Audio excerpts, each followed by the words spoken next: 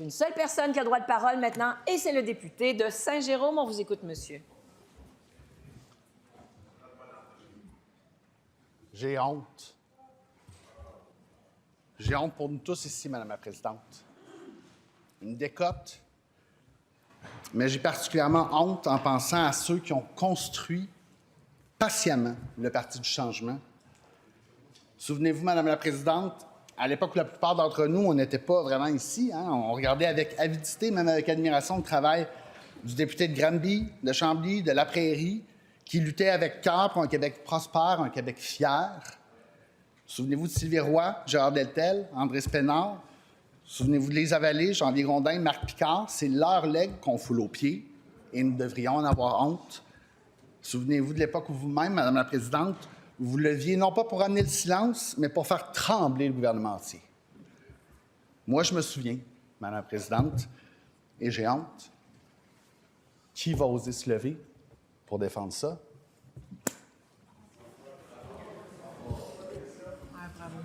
Article 32, on garde le silence. La réponse du leader du gouvernement. Madame la Présidente, on a fondé la CAQ en 2011. Il y a de cela 14 ans, ça va faire 14 ans.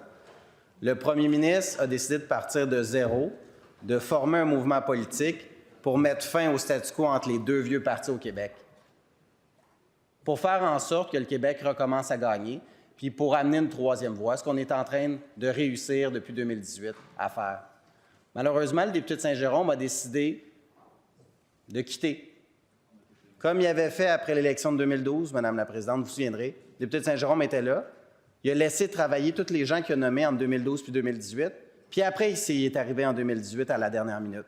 Puis il a requitté son groupe politique. Ça lui appartient, mais lorsqu'on sollicite un mandat avec ses électeurs, face aux électeurs de Saint-Jérôme, on devrait l'honorer, ce mandat-là. Puis si le député de Saint-Jérôme voulait véritablement aller de l'avant avec une réforme, bien, ce n'est pas les bons choix qu'il a fait. Il a fait un choix individuel, Madame la Présidente, de ne pas servir sa communauté à l'intérieur de la formation politique pour laquelle il a été élu. Ça lui appartient, mais on ne prendra pas de leçon du député de Saint-Jérôme, alors que l'ensemble du groupe parlementaire formant le gouvernement se dévoue corps et âme à tous les jours pour faire en sorte d'amener du changement. Première complémentaire, et je nous demanderai tous de rester respectueux et de garder le silence. Le ministre des Finances est parti en urgence à New York pour essayer de calmer le jeu puis de rassurer les prêteurs. Moi, je regarde ça puis je me dis, est-ce que c'est vraiment ça, un Québec qui gagne? Est-ce que c'était ça l'objectif? Moi, c'est pas ça que j'avais en tête. Si c'était ça l'objectif, dites-le moi, je m'étais trompé.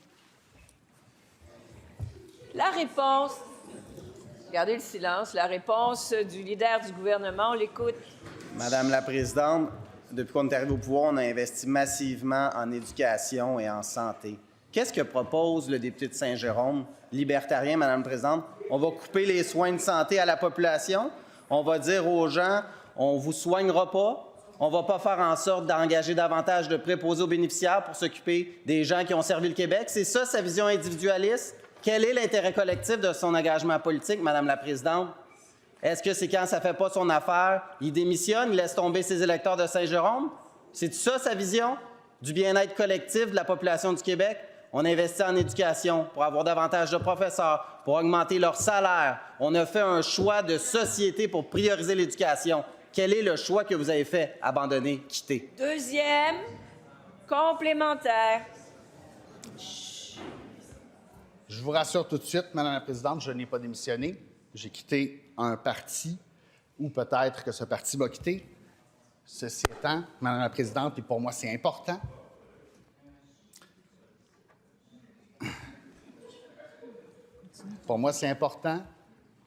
de rappeler qu'on avait un Québec fier, un Québec prospère comme objectif.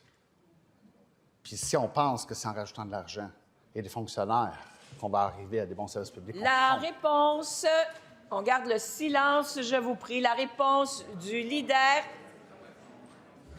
du gouvernement.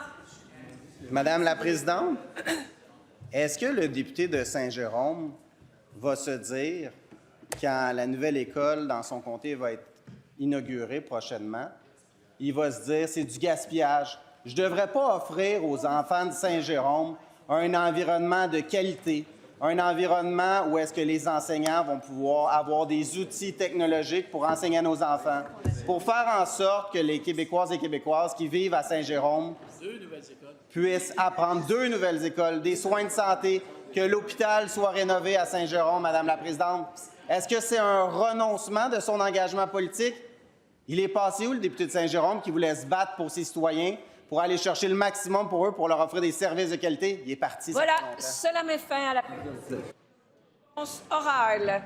Comme il n'y a pas de vote reporté, nous allons passer à la motion, à la rubrique, motion sans préavis, ma dyslexie, désolée. Et pour ce faire, je cède la place à la première vice-présidente. Bonne fin de journée.